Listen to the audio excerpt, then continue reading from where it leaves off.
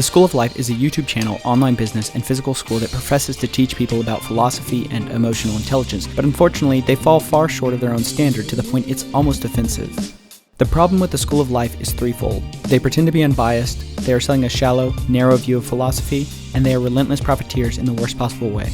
But first, who exactly is the School of Life? I say who because while many people work for the School of Life, one man in particular, the founder, is the main creator of most of their content. Alain De Botton. If you're unfamiliar with Alain De Botton's work, he's a sort of self-stylized pop philosopher, but his works are really more something like opinion pieces on life with a ragtag assortment of philosophy sprinkled in. Some of his works include How to Think More About Sex, Art as Therapy, On Love. If you're thinking that he already sounds closer to Oprah than he does to Aristotle, that's not far from the opinion of many others. Alain is a polarizing figure. He's in disrepute by many philosophers as well as many book reviewers, who both criticize him for lowering his books to appeal to a mass market crowd. On the other hand, his books have been widely sold, and the School of Life, his brainchild, boasts one of the biggest audiences for any philosophy channel on YouTube. And Alain is important to understand because he is the father of many of the ideas peddled from the School of Life. But now that we're clear on who's behind this, let's get on with the problems of the School of Life. Number 1, they pretend to be unbiased. And this is what started my dislike of the School of Life. They pretend to be unbiased while actually having a very particular worldview and perspective on philosophy. Here's such a claim in their intro video, What is the School of Life? So we built the School of Life, an open-minded, rigorous, unideological organization. Let's hear that again. An open-minded, rigorous, unideological organization. Open-minded and unideological. But then when you click on their videos, all you get is a constant stream of Alain's values and thoughts, without even the slightest critique of them. As an example, our open-minded and unideological organization has this to say about children. It's almost a biological law. Kids will kill the relationship that produced them. I don't know where Alain gets this massive chip on his shoulder, but not all kids are harbingers of doom to a relationship. But maintaining his status of being unbiased, Alain also manages to quash several millennia of debate with this nuanced, unideological statement about religion. What religion teaches us isn't about what's true, but about what many of us here on earth desperately want to be true. Open-minded, rigorous, unideological organization. Religious beliefs are of course technically false, but they're coming from a very tender and vulnerable place, which needs our empathy. Of course atheists are technically right, but there's no point getting maddened by the apparent irrationality of the religious. Pack up your bags, boys. Alain and the crack team of philosophers at the School of Life have it all figured out. And I want to be clear, I don't have a problem with the School of Life producing a video like this. They're welcome to their opinion. But don't tell your viewer that you're open-minded and unideological.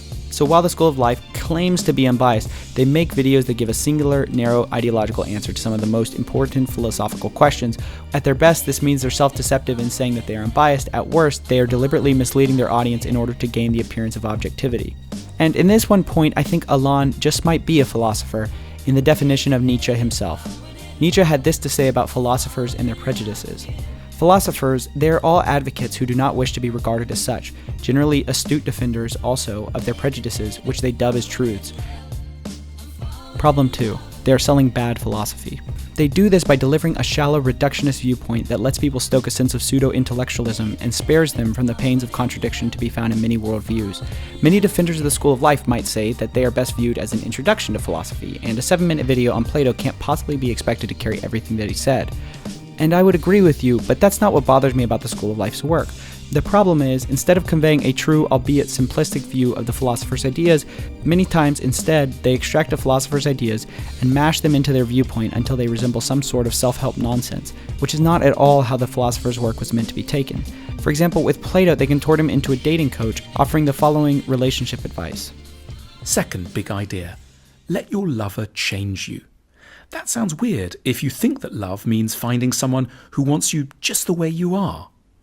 In a symposium, Plato's play about a dinner party where a group of friends drink too much and get talking about love, sex, and relationships, Plato says, true love is admiration.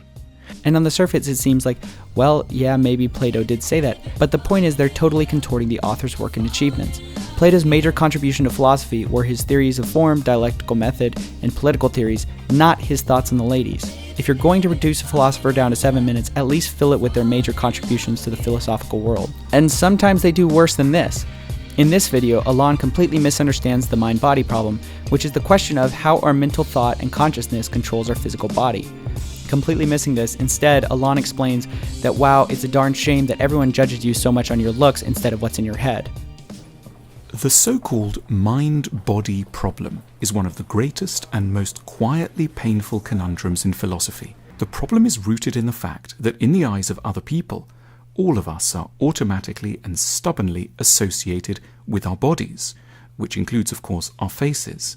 And this kind of feel-good philosophy is more than just unhelpful, it's counterproductive, because it can cause people to think that they possess an understanding of philosophy, when in reality, they have only been taught shallow and disfigured elements of it. Finally, as if that wasn't all enough, we come to the third and final problem of the school of life. They are hucksters and profiteers. They establish themselves as some sort of guide of life, and use that position to sell merchandise that is priced so high it borders on the insane. How much would you say this imperfect pot is worth? It's literally a pot with blemishes on it. Well, it can be yours for $75. Or how about this regular candle? $50. But best of all, and so telling of how money grubby this operation really is their anti-capitalist notebooks, which they shamelessly, ironically sell for the very pro-capitalistic price of $20. How to sum up this video? I think Alain and his whole school of life is best criticized through his own view of business. Businesses should not, he says, sell desires, but instead sell needs. And this is the crucial distinction he makes between desires and needs. A desire is what you feel like you want at the moment, and a need is something that serves your long-term well-being.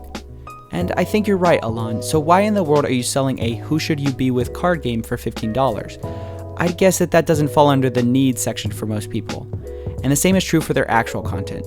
In the same way, the School of Life should stop selling the desires of the people, cheap, watery, self-help philosophy drivel that reinforces their belief system, and instead sell to the needs of the people, a real examination of what the philosophers have been saying all along, and help explain how one best ought to examine their lives. Because in the end, it's these true needs being met that Plato and Aristotle would say produces a life full of eudaimonia. In other words, a life well lived.